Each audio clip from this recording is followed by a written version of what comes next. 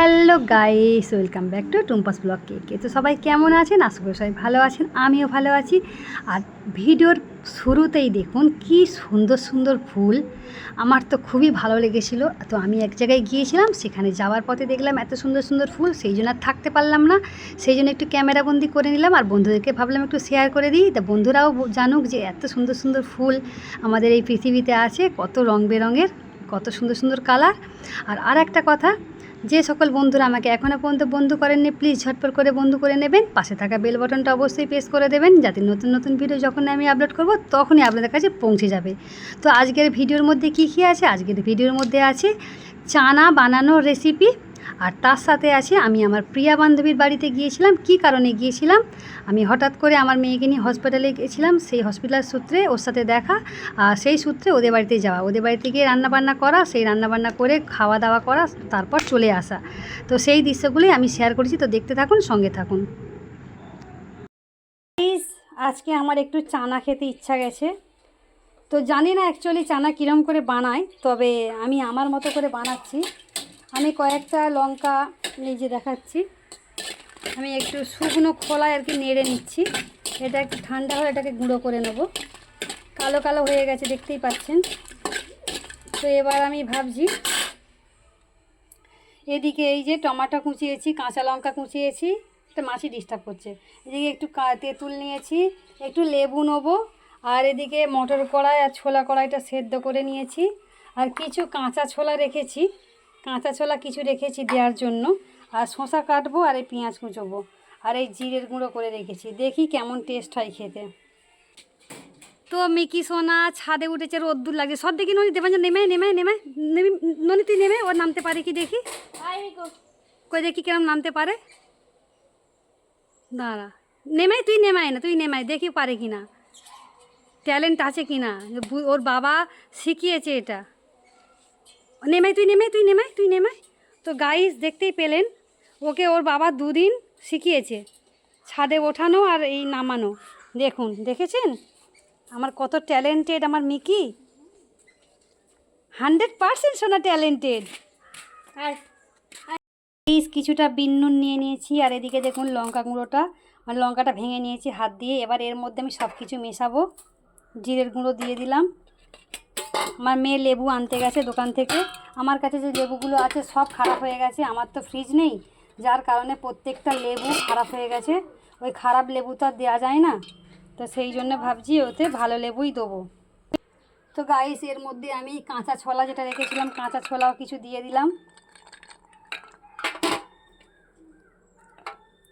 আর এই যে ছোলা কড়াই আলু, এই ছোলা কড়াই মটর কড়াই সেদ্ধ করে রেখেছি, এও আমি কিছুটা দিয়ে দিচ্ছি, সবটা দেবো না, আগে প্রথমে খেয়ে দেখব। এর মধ্যে আমি এবার আলু কুঁচোনো আর বিন নুন দিয়ে দিচ্ছি।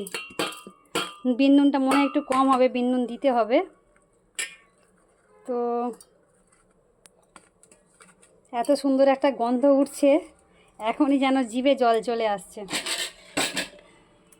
তো হচ্ছে কি যে বিট লবণ এখানে আছে অনেকটাই, আমার হাজব্যান্ড এনেছিল বেঙ্গল থেকে, তো আমি গুঁড়ো করে রাখিনি, পরিমাণ মতো গুঁড়ো করি। চলুন আগে ভালো করে মাখিয়ে নিই। তো গাইস লেবুর রসটা দিয়ে দিচ্ছি।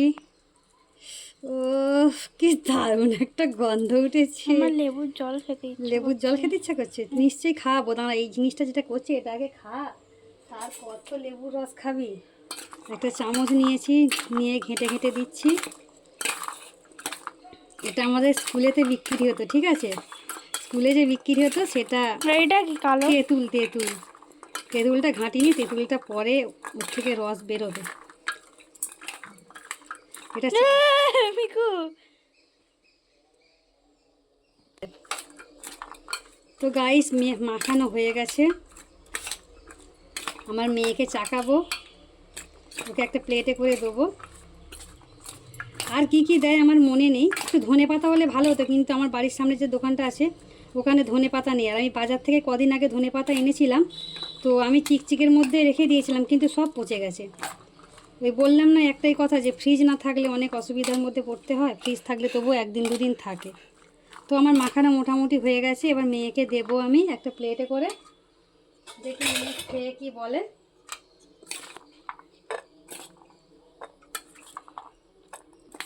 এটা নয়, বাইরে বসে বসে খেতে হয়, ছাদে বসে বসে খুব ভালো লাগবে। নে, আমি এবার ক্যামেরাটা ধরবো, তুই এখানে খেয়ে বল। এদিকে দেখ, এদিকে কি একটা একটা করে খেতে হয়, মানে এক একটা জিনিস এক একটা করে এরম করে আঙুল দিয়ে, এরম করে আঙুল দিয়ে ধরে এরম করে খেতে হয়। হ্যাঁ, ওটা আলুটা আরও টুকরো করে দেওয়া উচিত ছিল। ভালো বলছো। হুম, ভালো লাগছে খেতে, আমার তো জিভে জল চলে আসছে। তো বন্ধুরা, ঝাল ঝাল হয়েছে না হয়নি? একটুখানি আরও ঝাল দিলে অনেক লাগবে। তো এখন মাখিয়ে রেখেছি, ওর বাবা আসুক, বাবা এলে দেবো। কি কম লাগছে? জানি না কি তোমার যে আমাদের এখানে যে চানা ও কি সস দেয় ওরা নাকি?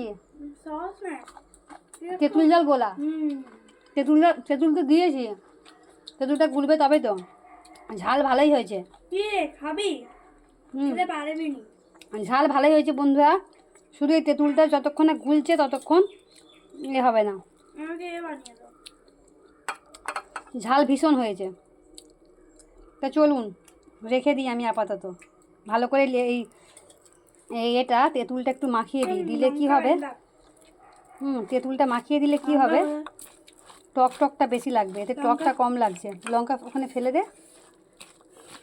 আমাকে একটু নারকেল বেলম করে দাও তো। নারেঙ্গা বেললাম খাবি? দিচ্ছি।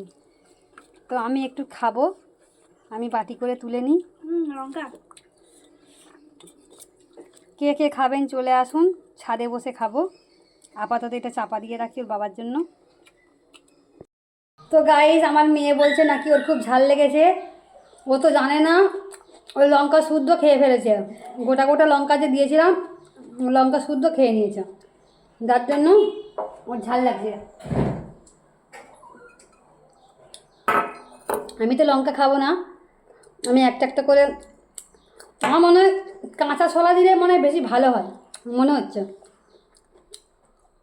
আমি ঠিক জানি না, তবে ভালোই হয়েছে। আমার হাতটা ধোয়া হয়নি।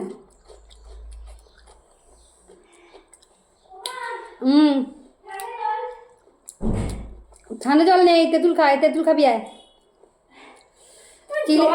দিয়ে যাইনি আমি। তো গাইস, আমার মেয়ের ভীষণ ঝাল লেগে গেছে, ওকে বলছি চিনি খেতে। ও তো লঙ্কা টঙ্কা খায় না, তো যার জন্য বেশি ঝাল লাগছে। আর যারা লঙ্কা খায় তাদের কিন্তু বেশি ঝাল লাগবে না। চিনি ওখানে ডিবেতেই আছে, দেখ নিচে ডিবে থেকে খেয়ে নে। চিনির ডিবে কত থাকে জানিস না? চলুন বন্ধুরা, ততক্ষণ আস্তে আস্তে খাই। আলু দেবো না, পেঁয়াজ আর কাঁচা লঙ্কা দেবো। হ্যালো গাইস, দেখতেই পাচ্ছেন আমি পিয়ার বাড়িতে এসেছি। পিয়ার বাড়িতে এসে দেখুন নতুন বটি আমার খুব পছন্দ হয়েছে। বটিটা কি সুন্দর এই যে বসে আনাজ কাটা যায়। আজকে পিয়াকে কুঁদরি ভাজি খাওয়াবো।